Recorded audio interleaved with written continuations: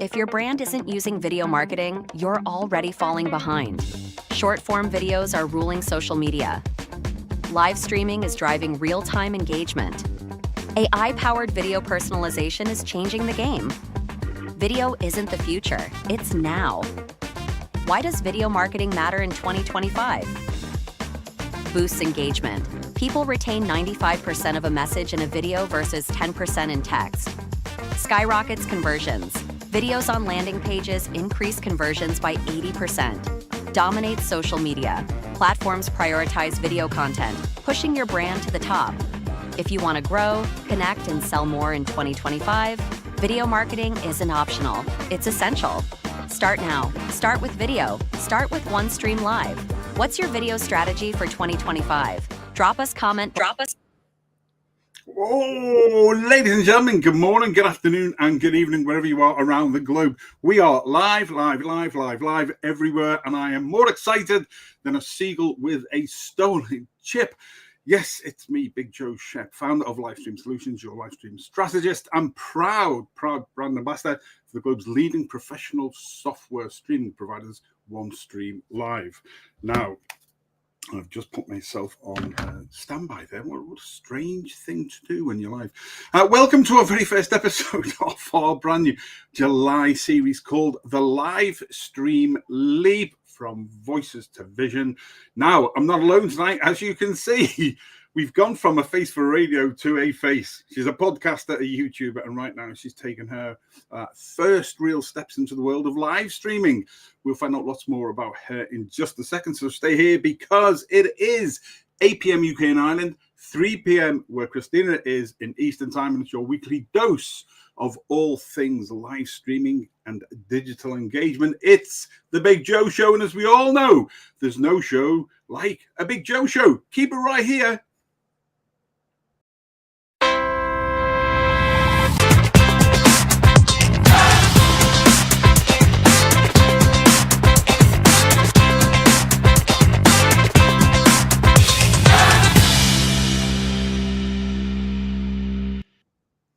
There you go. Welcome. Now, my fab co-host for the next 4 weeks. I'm really chuffed when I get guests on, but I've convinced this wonderful lady to come on for 4 weeks. Christina Vidovich, welcome to OneStream Live, the Big Joe Show, and the Livestream Leap. Before we dive in, is genuinely, Mrs. Such a buzz having you here.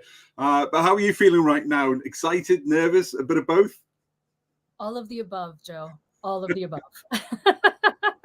Good. Well, you're very, very welcome on this journey. I met Christina at the podcast show in London a short while ago, and she wanted to get into live streaming. So we've been working on some projects together, and we're going to use this 4 weeks, excuse me, as her bounce into the live streaming, although she's very experienced in her own right. And so really for my regular viewers and for anybody who doesn't know you, tell us a bit about who you are, where you're from, and what kind of content that you create. Absolutely. Thank you, Joe, for the introduction and for being here today. I'm Christina Vidovich. I live just outside of the Washington, D.C. area in the USA. I am a podcaster. My big podcast that I'm working on right now is Women's Health, Wealth, and Happiness, Interviews to Inspire, where I get the opportunity to interview women from around the world on their experiences of health, wealth, and happiness. And one of the things that I'm so excited to do with Joe is move into live streaming.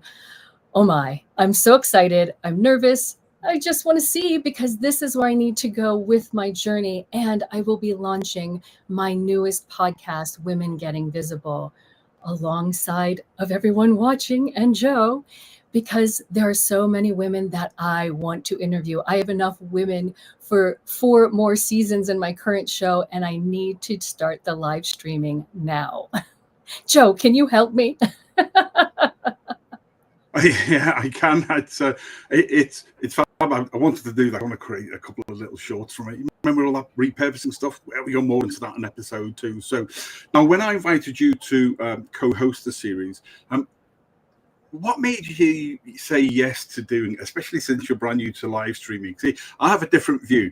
For me, you're an experienced and very, very good podcaster and YouTube artist, but for many now wanting to make the jump from podcasts video, audio into live stream. It's different. So, what made you say yes to doing this?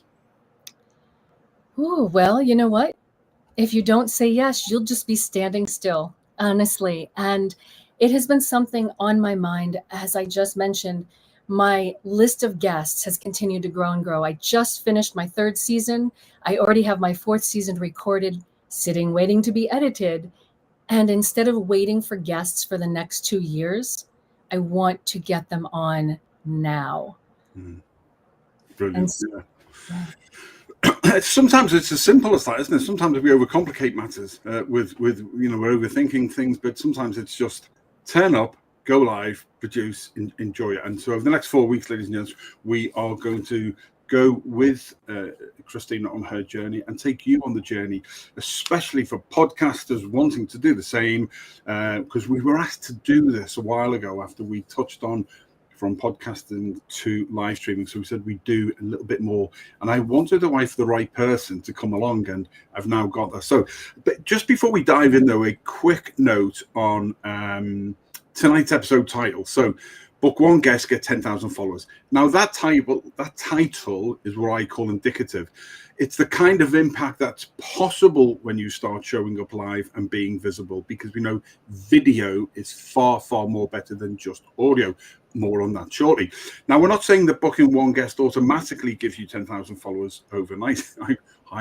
We both wish it was all that easy. However, I personally do find innovative ways around algorithms that allows me as an individual to reach more gain or to gain for more reach, should I say, and engagement. So if you take, for example, and I'm going to stick this up because I think this illustrates the point I'm trying to make. So last October, so you'll see this if you look carefully at the bottom. I'm going to stick this in the comments later for people. So I've got currently about 4,600 followers just on Facebook, and this is just an iterative example. So we know Facebook only shows a post to 2.5 to 4% of your people. So 2.5 to 4%, even if you call that 5% top end of 4,600, it's not many. So how did I get a post last October? In fact, I've got regular posts that hit 10,000, 5,000, 25,000. This one here, excuse me, was a song by Lindsey Buckingham and I can't remember the name now, from Fleetwood Mac. And it was an acoustic song they did, and I just thought it was brilliant. So it went up in October 2024. It's had 29,000 reactions. It's had 5.8 thousand independent reshares, 810 comments, and 1.4 million views, all from around 4,000 followers. Now, let me just get rid of that because, yeah, so was Shep. And I wanted to put them up because the figures are there for people to be able to see. So how do I get 5,000, 10,000, 15,000, 22,000, that? There's no right or wrong way. Let me tell you, the algorithm on the different platforms change so much all the time. It is so hard to be able to do. So you've got to try and find different things. This show tonight, for example, because Facebook is going out on YouTube, LinkedIn, YouTube, LinkedIn, website, Facebook, etc., etc. It will go back out again at the weekend. It'll form part of a playlist, which is now up by the good people at OneStream Live up on YouTube, and then we'll reshare that as well. So, and then I'll share it after tonight because Facebook put it as an event, and then it goes live at the material time. So I'll then reshare that into lots of podcast groups, business groups, etc., etc. And there's those innovative ways of finding your way around to make you visible. Because remember what we said in last month and the month before, know me, like me, trust me. So that's what I wanted to cover. Because when we put the title up, it like, once we said, are you sure? I said, yeah. I want people to understand just how powerful video can be. But also, it's not just a one-off. You need to pick the right people, like the great Christina. You need to have the right topic areas. That's what OneStream Live and myself come up with. You need to have other posts and other content which get you known. And I am more of a personal brand than I am a brand. So whether it's my live rugby shows, with the one on tomorrow night, by the way, or whether I'm talking about coffee or red wine Malbec, or whether I'm live streaming or digital engagement. All of these things, there is no, and you'll get this, Christine, won't you? There's no quick win in the digital world. Absolutely. And talking about that leap into live streaming as well and the visual, I think of, you don't see children who grab their phones from their parents looking at words. They want to see pictures. There's something magnetic about the pictures. And the Zoom calls have become more important than just a telephone call. We want to see and engage with each other. I absolutely. I annoy the hell out of everybody, because where I can, I'll phone somebody on WhatsApp, or I'll phone them on Messenger on a video call, especially somebody who pops up, pops into my head or pops up across my feed, and I think, oh, I haven't spoken to them for ages. I'll stop what I'm doing if I can. I'll ring them. I don't know what they're doing, but there we go. Because we want that intimacy with people, that friendship, that connection with people, especially at distance, and we don't do it enough. So let's talk, Christina, about why I believe podcasters like you make brilliant live streamers. In fact, you'll be better at live streaming than I will ever be, and there's good reasons for that, and I will let people know as the 4 weeks go on, but you will make a outstanding, brilliant live streamer. Now, podcasters like you already have what most live streamers are trying to build. You've got audience intimacy. You have built that connection with people, both audio and then into video. You've got that consistency of your shows being there regular basis, especially building it on YouTube. Your storytelling skills are outstanding, Mrs. Absolutely outstanding. You convey a story to people that most just don't do. And I think that's what's great. But whilst you're brilliant at it, I find most podcasters are great because they're telling the story because people are listening. What they're not getting is the visibility that video brings. And I think that's the importance. So for you, how long do your listeners, typically sort of stick around for an episode? Do most of them listen start to finish, or? Well, it's interesting because watching statistics in general, I've asked the question, how long should a podcast be? That's the big debate, right? Some people have done the hour long, some do the 10 minutes, 15 minutes, but it has decreased to the 15 minutes. So that is my sweet spot for my regular episodes, is in that 15 minutes. But if it's a good conversation, you'll listen for the next 15 minutes, half hour, and say, yes, there's a story to be told here. And I think that's it, isn't it? When you're telling a story, people vicariously live that story with you, through you. And I think that's what brings it to life. So, do you feel that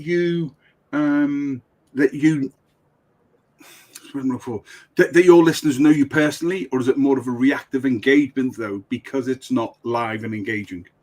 If you're with me. Ooh, that's a good question. Because one of the interesting things, and I had a guest recently, when I shared a little personal story and I said, I'll hold that for the bonus track. She said, no, leave it in, because part of the story of them tuning in each week is not only just to listen to me, but you as the interviewer. And I said, thank you for that. Yeah, that's a brilliant point. You see, your audience already loves hearing your voice. I suppose that helps when you've got a very calm and mellow voice like you've got, which just you could sit there and listen. It's almost mindfulness in a way. But imagine how much more they'll connect when they actually see your face, face for radio, and I still get away with it. Your gestures, your expressions, again, it goes back to that they're living your story with you. So I suppose the next question is, does the idea of people seeing you while you talk excite you, or does it freak you out a little bit, or do you forget once you get started? Oh, all of the above again. Answer C, answer D. When I first started, having come from a ballroom background, it's different because on the stage, you're in the moment and you're there. But doing it on camera is a much different experience because it's captured for longer. So holding on to that, you want to be in a place where you're comfortable, you have that authentic piece, but you're still in that presentation mode.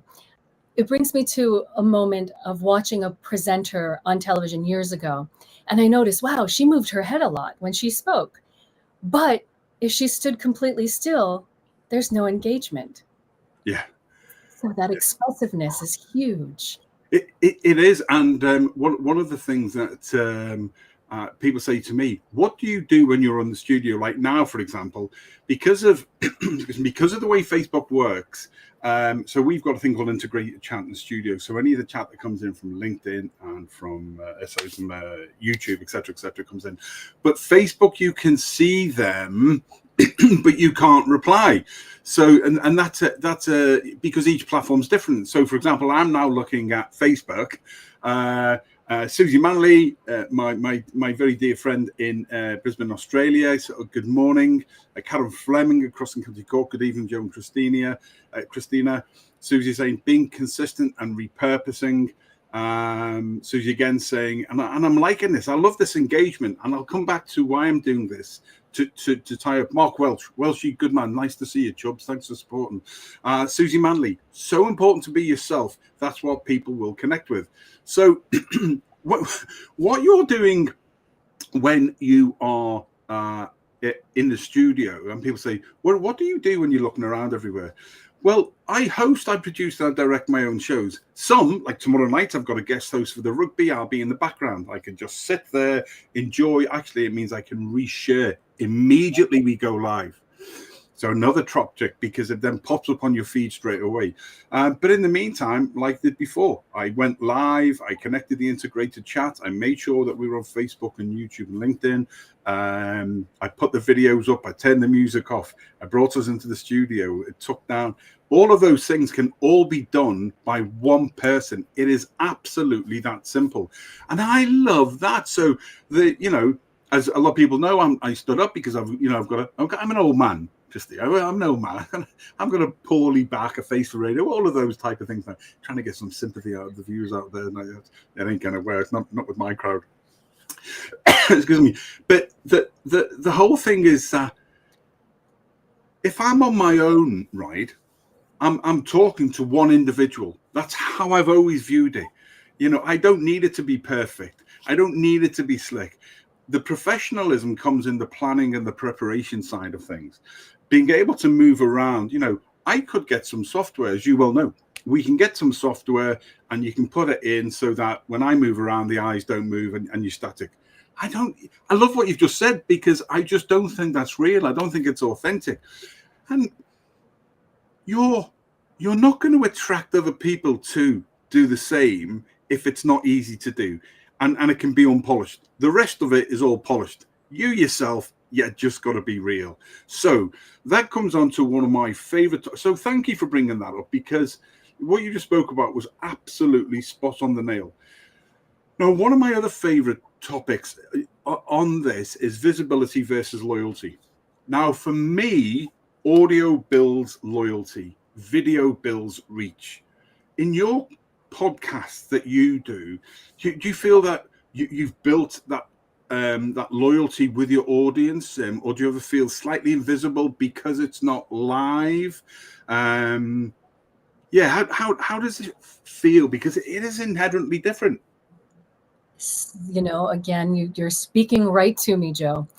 That is one of the things. It's fun to see, but that engagement that is offered in live gives a realness to it. And again, I asked my guests early on after we were done filming, would you go on live with me? Everyone has said yes. That would be fun to do, because they want the engagement of other people. Our conversations are fun, of course, but just knowing it's like maybe there's another question that somebody else has that can really add to that conversation that we're having. Yeah, absolutely. Susie Manley's just saying that octopus arms and fly eyes, that's doing 37 things at once. Absolutely. It's and I think once you get used to that, it's like what's become very popular at the moment is behind the scenes shows where you show people down since we've done them when I've been doing testing for OneStream.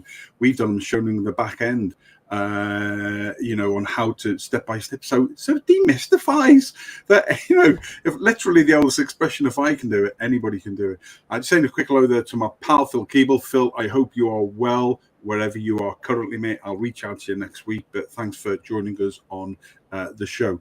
Now, I know that your podcasts have built up awareness, and so we've got one here that I want to stick up. So, women's health wellness. Tell us a little bit about this one, Christina.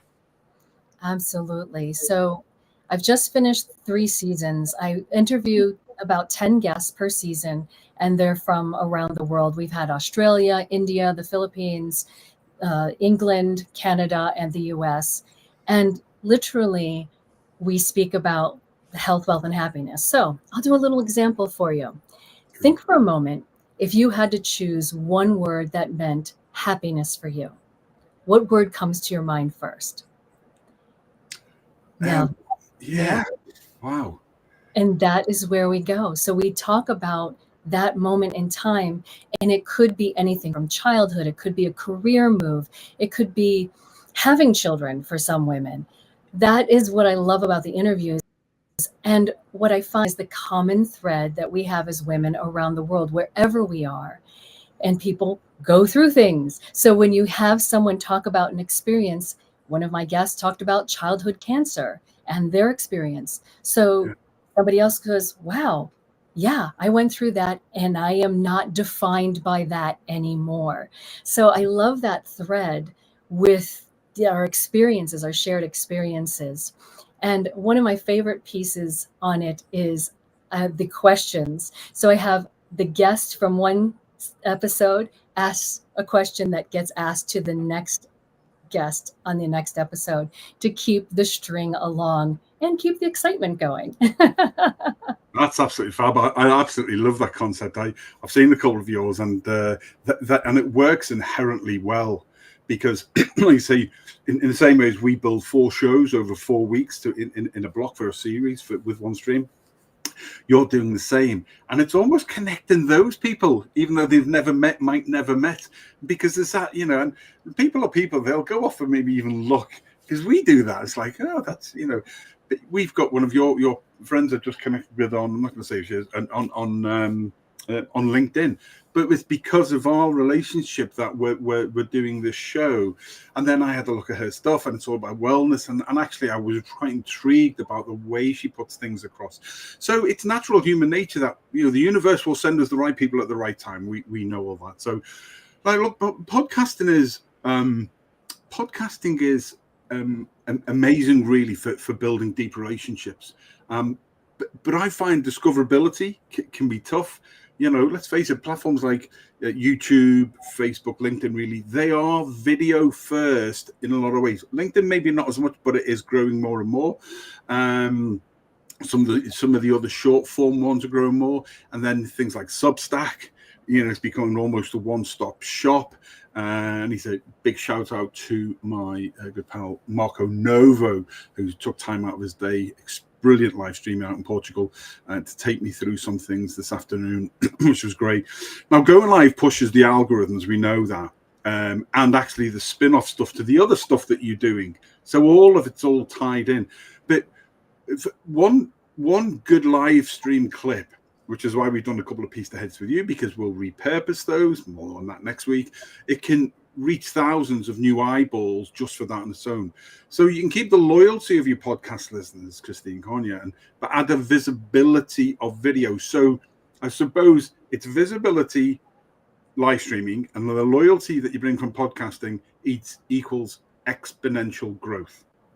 How does that idea sit with you? That going live could really be a way to amplify what you're already doing, complementing it rather than replacing it. Sign me up. Love it. Let's dig a bit deeper then, because I'm conscious of the time. What's your biggest fear about going live?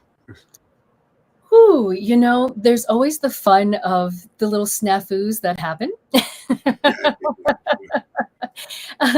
It's just like you said, the lovely lady from Australia, the octopus. I don't mind that piece because I love that being behind the scenes and playing with all the buttons and getting the right screens up, and sometimes not the right screens too. That's the fun of it all.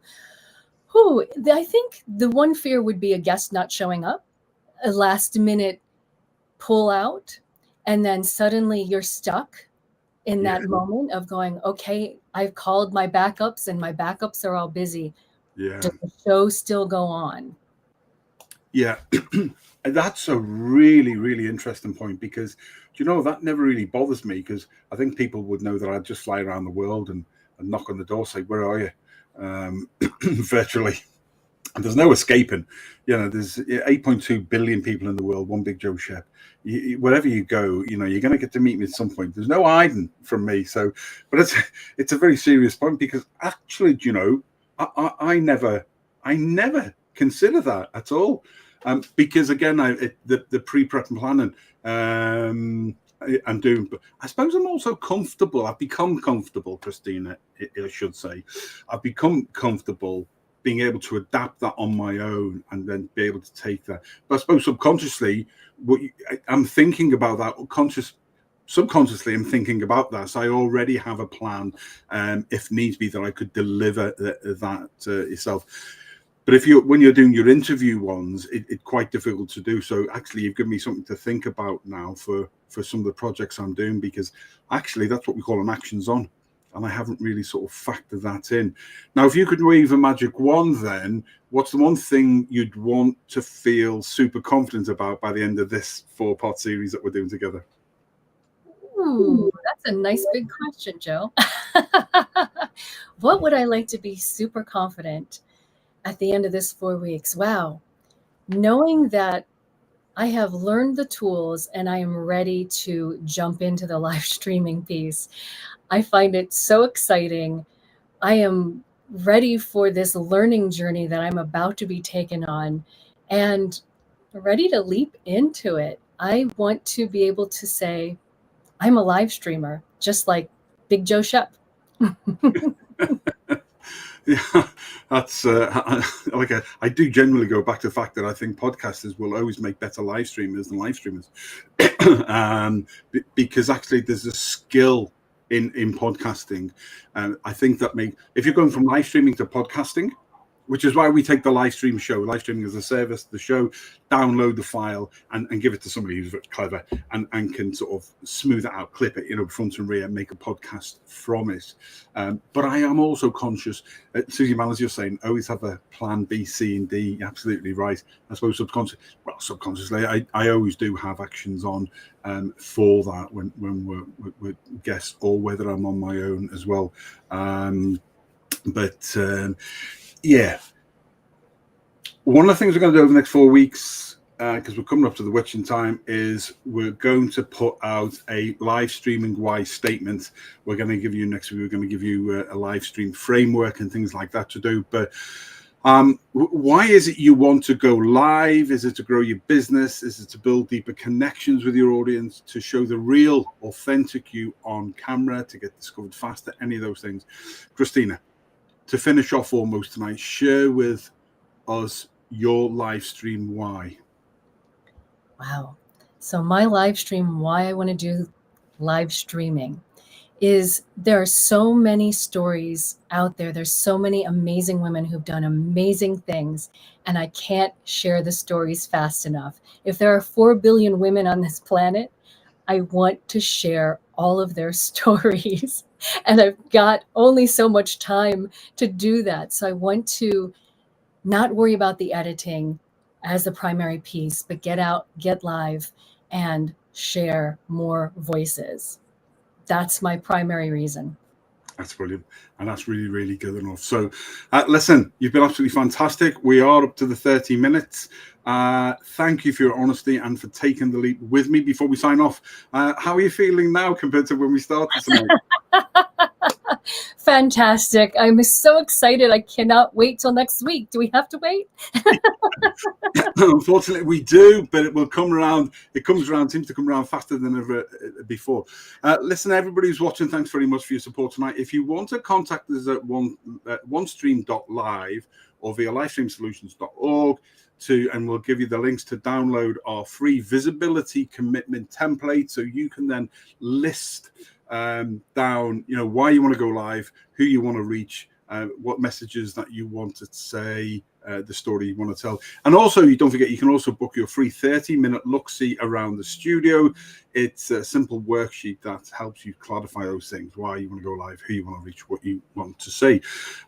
It'll help, to be honest, it'll help keep your focus and stepping into confidence on camera. Well, that's it for episode 1 of the Livestream Leap, from voice to vision. And next Tuesday, part 2, myself and Christina will be covering how to repurpose content for 10 times the results.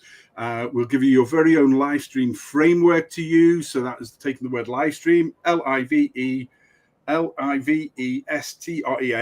10 letters. There's a framework for each of those letters that will help you, very, very simply to be able to build your own framework. So it will be the same time, same place. Remember, podcasting builds trust, live streaming builds presence, and together you will definitely create something that's absolutely unstoppable. For myself, Big Joe Shep, thanks very much. From Christina in the USA. Thank you for having me on the show today. Absolutely superb. We will see you next week. Take care, stay safe, and remember, if you're not streaming, you're just not. Take care.